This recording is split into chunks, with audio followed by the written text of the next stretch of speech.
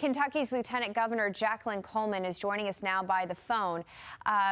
Ms. Coleman, thank you so much for your time. And first, we just want to extend our deepest condolences to your communities, to your state, about what occurred over this past weekend. And we appreciate your time, as we know that these are very long days ahead of you. I know that you are running a toy drive.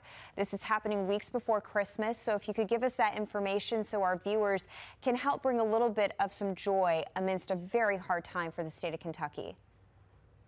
Well, first, let me say thank you so much for having and for helping us to spread the word about the things that we're doing to help folks in Western Kentucky.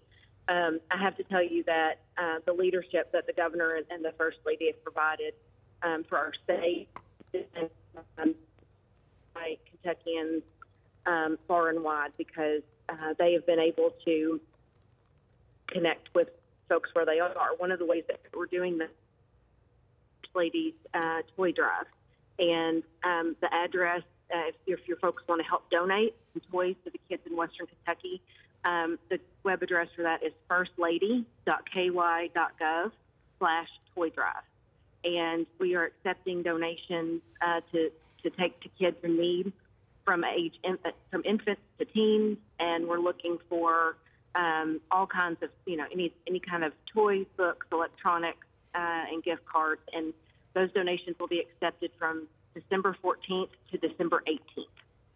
And First Lady, I know that you have been on the ground there in Western Kentucky.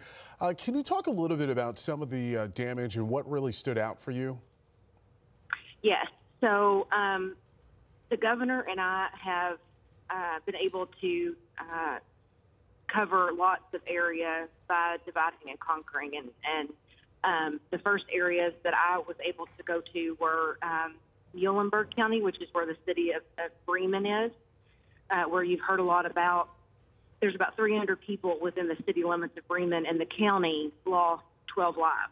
So it's a very substantial impact to a very close-knit community. But I have to tell you that when I was on the ground, the very next day, the elementary school gym in Bremen was filled with supplies and resources that folks from within the community who weren't impacted by the storm had already brought in, and the gym was full.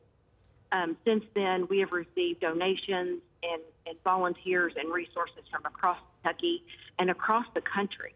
It's really been a remarkable spirit that we've seen from everyone coming together. But I do have to say that there are tough times ahead for sure. When I was in Taylor County, Kentucky, I met with a woman who was just cleaning up from the night before. Her husband had to take every one of his 40 head of cattle to a nearby stockyard to sell them because all of their fence lines were down, their feed was ruined.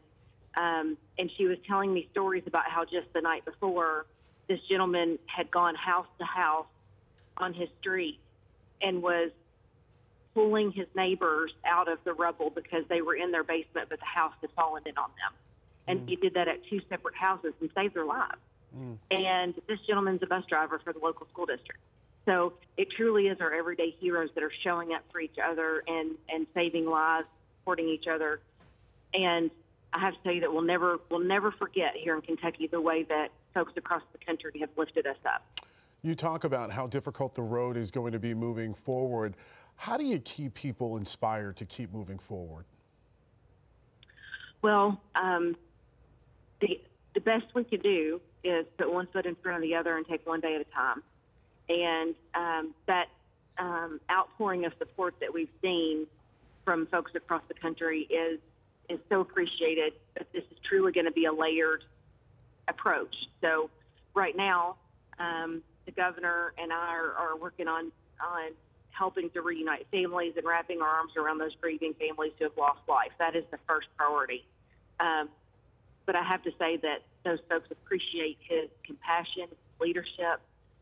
He has truly been an example of what it means to lead through tough times. And I know that our fellow Kentuckians appreciate that.